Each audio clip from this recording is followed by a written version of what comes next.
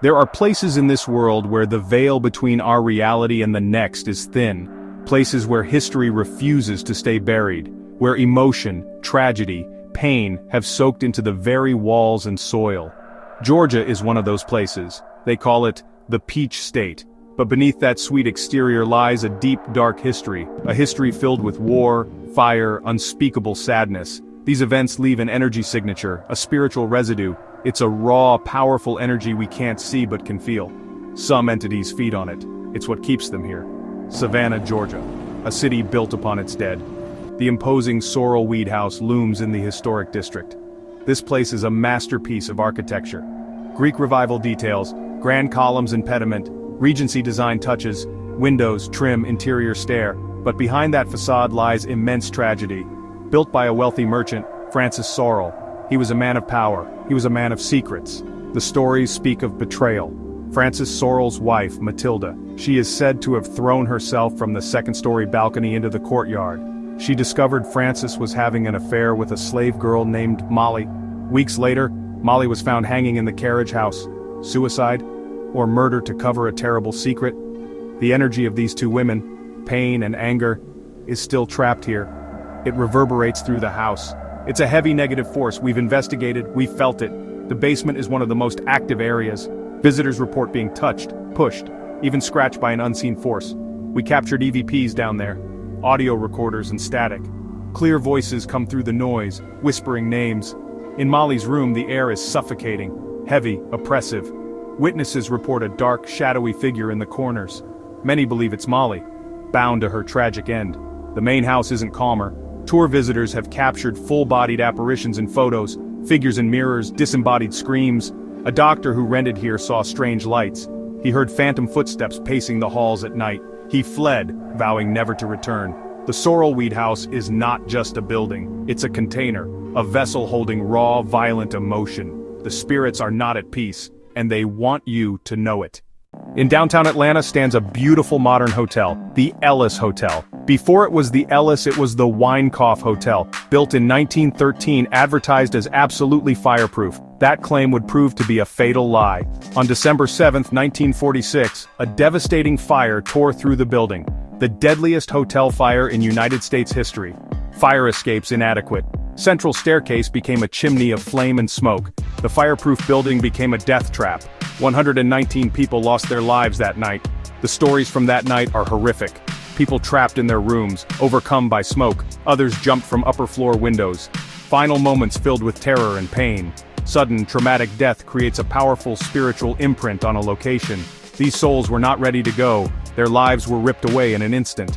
They are said to remain here, trapped in a loop, reliving the horror of that night over and over again. Guests and staff at the Ellis Hotel have reported experiences for decades. The paranormal activity is intense. People report the strong smell of smoke in hallways where there is no fire. They hear the sounds of screaming and running in the middle of the night. Guests open their door and find the corridor empty and silent. Phantom fire alarms are said to go off, with no explanation. It's as if the energy of that night is replaying itself. The building itself seems to remember the chaos, the panic, and the loss, but some encounters feel more intelligent, more direct. Guests have reported seeing apparitions in 1940s clothing, standing in rooms, walking the halls, only to vanish into thin air. A cemetery is a final resting place, a place of peace, but not always. Oakland Cemetery in Atlanta is different. It's one of the oldest and largest cemeteries in the city, established in 1850. It's a city within a city. It's a city of the dead. It's the final resting place for over 70,000 souls. Gone with the Wind author Margaret Mitchell, golf legend Bobby Jones, unknown Confederate soldiers, paupers, victims of disease, with so much history, so much life and death. It's a breeding ground for paranormal activity. As soon as you walk through the gates, you feel it. The air gets colder. You feel like you're being watched by thousands of unseen eyes. One of the most famous stories, a soldier's roll call. Visitors near the Confederate burial section hear a voice calling names, followed by the faint reply of "here" from different parts of the field. It's as if the spirits are still mustering for duty. We used our spirit box in this section. We asked, "Who is here with us?" And a clear voice came through, "Lost." War leaves scars, not just on the land, but on the spiritual plane. Kennesaw Mountain National Battlefield Park is a testament to that. In the summer of 1864, this was the site of one of the bloodiest battles of the Civil War's Atlanta campaign. For weeks, Union and Confederate forces clashed on these hills. Thousands of young men died here. They died in brutal, close-quarters combat. They died from disease. They died far from home, filled with fear, anger, and pain. That kind of intense, violent emotion doesn't just disappear, it lingers. It stains the very ground where blood was spilled. The park is a beautiful, serene place today. But for those who are sensitive to energy, the echoes of the past are deafening. Park rangers and visitors have reported paranormal experiences for years. People hiking the trails report hearing phantom cannon fire, the crack of muskets, and the screams of men in agony. These sounds come from nowhere and fade just as quickly. They are auditory replays of the horror that unfolded here. The area known as Cheatham Hill is considered the epicenter of the haunting. This was the site of a brutal, failed Union assault. Hundreds of soldiers died in a matter of minutes. Visitors here report feeling an overwhelming sense of sadness and despair. They feel cold spots even on the hottest summer days. Many people have claimed to see the apparitions of soldiers in Union uniforms, the apparitions of soldiers in Confederate uniforms, marching through the woods, standing among the memorials, their faces grim and sorrowful. They appear as misty, transparent figures before vanishing completely. Back in Savannah, a city so haunted it deserves 2 spots on our list. There's a place where you can grab a beer and maybe a ghostly encounter too, the Moon River Brewing Company. Now it looks like a fun, lively brew pub, but the building it occupies has one of the darkest and most violent histories in the city. It was originally built in 1821 as the City Hotel. High society, brawls, duels, death. During Savannah's yellow fever outbreaks, it served as a hospital where countless people died. The history here is, honestly, layered with pain. The paranormal activity at Moon River is off the charts. It's considered by many to be one of the most haunted buildings in the entire country. They talk about bottles and glasses flying off shelves on their own. They've been pushed, they've been shoved, they've even been slapped, especially in the basement, and the upper floors, which are not open to the public. One of the most famous resident ghosts is a spirit named Toby. He's said to be the ghost of a man who was killed in the hotel during a bar fight. We captured a very clear EVP in the basement where a male voice whispered, "Don't like you, don't like you." The Moon River Brewing Company is a hotbed of activity.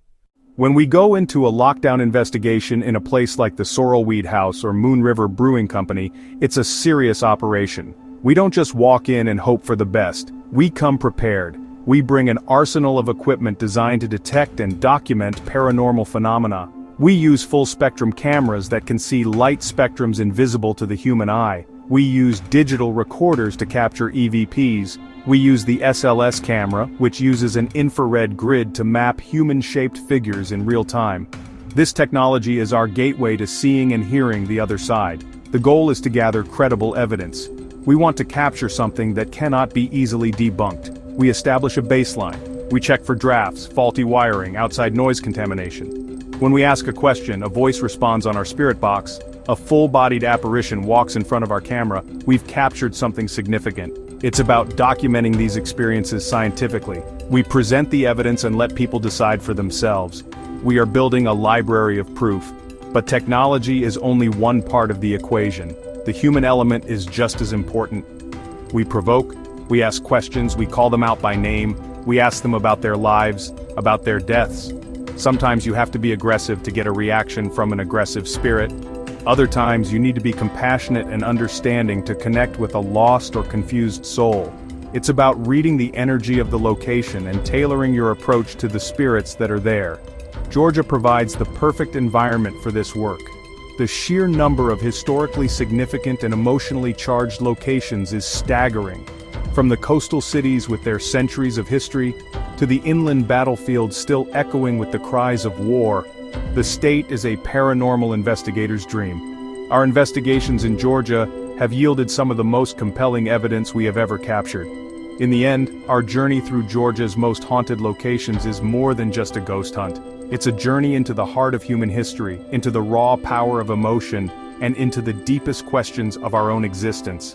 These locations are not just haunted, they are sacred ground. They are memorials to lives lost, to tragedies that should never be forgotten. The spirits that linger there are the guardians of that memory. They are a living, breathing connection to our own past. These entities are not monsters, they were people. They loved, they feared, they hurt, and for whatever reason a piece of them remains. By seeking them out, by listening to their stories, we give them a form of validation.